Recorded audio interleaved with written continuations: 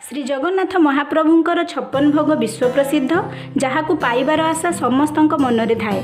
आज आम से 56 भोगरू गोटे भोग बनइबा जार ना हेउची बेसर। मु जानी मु यार स्वाद तो पूरापूरी मंदिर भले आनी परिबिनी कहीं सेठी स्वयं भगवान आशीर्वाद थाए। हेले मु आशा करुछि ए रोषेई आपन को भल लागिबो एवं आपण मंदिर प्रसादर स्वाद को घरे अनुभव करि परिबे। बेसर बनैबा पई हमको ए सब सामग्री दरकार। मुझे किसी परिबा नहीं नीची। ये हूँ पारंपरिक बेसर रे व्यवहार होउथिबा परिबा किछि बोईतालु, किछि कांकड़, किछि माटी आलू, किछि झुडंग, किछि सारू, किछि पोटल एवं किछि कदली नहींची। मु सब को भल भाव में धोई करी काटी नहींची। मु कदली को काटी करी हलदी पानी रे रखी देइची। एमिति कले कदली कला पड़ेनी। ता सहित एटी किछि मसला नहींची। मु 2 चामच सोरिष, 1 चामच पान मधुरी, 1 चामच जीरा एवं अल्प किछि धनिया को पानी रे भिजेकी रखी देइथिली। पाखापाखि अध घंटा आगु मु याको पानी रे भिजे देइथिली। गोटा मसला नहींची 2टी दालचीनी, 4टी गुजराती, 4टी लवंग, 10-12टी गोलमरीच एवं खंडे अदा रखिची। ए सब मसला को मिसेईकी आमे गोटे पेस्ट बनै नबा। बेसर भोग बनैबा पई मु 3 चामच घी नहींची। किछि नड़िया कोरा रखिची, 2 चामच गुड़ रखिची, अल्प कला चना रखिची। मुझे 7-8 घंटा पानी रे बतुरेकी रखिथिली। अल्प किछि हलदी गुंड, स्वाद अनुसार लुण, किछि बड़ी को मु घी रे भाजिकी रखिची। बेसर रे छुंक पई मु किछि हेंगु, जीरा एवं सोरिष रखिची। आपण बेसर रे आलू, टमाटो, बैगण ए सब परिवार व्यवहार करिवे नाही काहेकि ना जो टिपिकल बेसर हुए सेथिरे एई सब परिबा ही यूज हुए। आपण जदि चाहिबे एठी कंदमूल मध्ये व्यवहार करि परिबे कारण ए सब परिबा हम ओडिया खाइबा। आलू, टमाटो ए सब विदेशी परिबा। बेसर को मंदिर रे माटी हांडी रे बना जाए हेले आमे ताको घरे बनाउचु तेनु आमे एठी कड़ाई रे बनैबू। मु सोरिष, जीरा, पान मधुरी, धनिया जहाँ को पानी रे बतुरेकी रखिथिली ताको गोटे मिक्सचर बाउल रे नै नबा।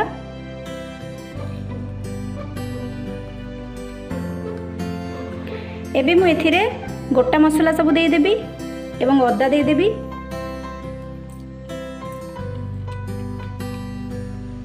तासो अल्प किछि पानी दे देबी। मु यार गोटे पेस्ट बनै नेबी।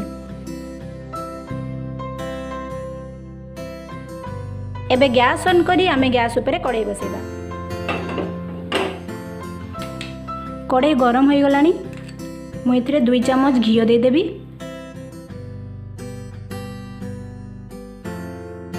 बेसर सब बेले घी रे बना जाए। एथिरे बाटिकी रखिथिबा मसला दे देबी।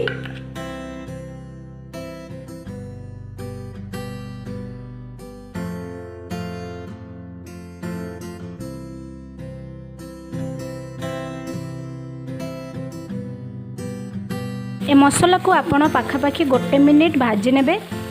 या को अधिका भाजबेनी नहले मसला पोड़ी जीवो एवं पिता लागिबो। मसला भाजी हो गलानी। तापर आमे एथिरे गोटी गोटी करी सब परिबा ऐड कर दबा।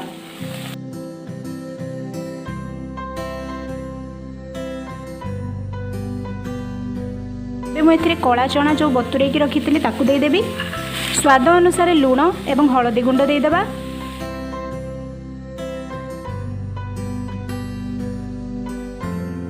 एबे मैं एथिरे 1 ग्लास पानी दे देबी एवं याको भल से पुणी गोळेई नेबी। गैस रो फ्लेम को मीडियम करिबी। गोटे थाली द्वारा याको कवर करिकी पाखापाखि 10 मिनिट परिबा को सिझिबा पई छाड़ी देबी। 10 मिनिट हे गलानी। मु टिके चेक कर नउची।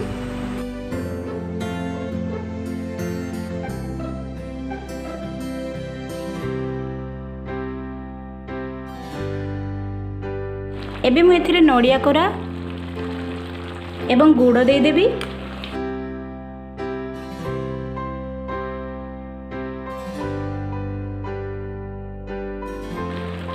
तापर या आम भलसे गोले नवा।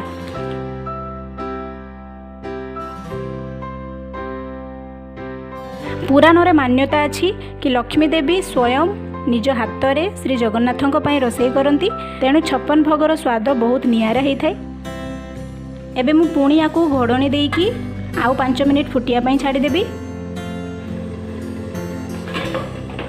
एबे 5 मिनिट हो गलानी।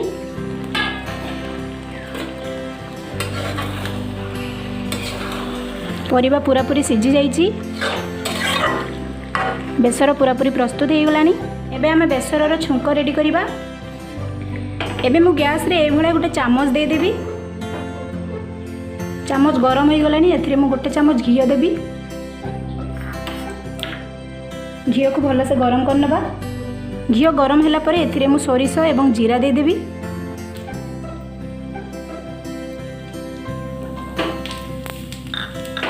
एवं लास्ट रे मु अल्प टिके हेंगु देबी। हेंगु देले बेसरर स्वाद बहुत बढ़िया लगे। एबे मुई छुंक को बेसर रे दे देबी। आ लास्ट रे भाजी की रखी थिबा बड़ी दे देबा एवं या पुणी कभर करिके 1 मिनिट रखी देबा। 1 मिनिट हो गलानी। एबे मु बेसर सहित ए छुंक को भलसे गोळेई नेबी। आपण बड़ी को भाजी करिके लास्ट रे देबे, काहेकि ना जदी आपण आगरु बड़ी दे देबे बड़ी नरम हो जिवो। बेसर को गोटे कदली पत्र को बाढ़ी नउची।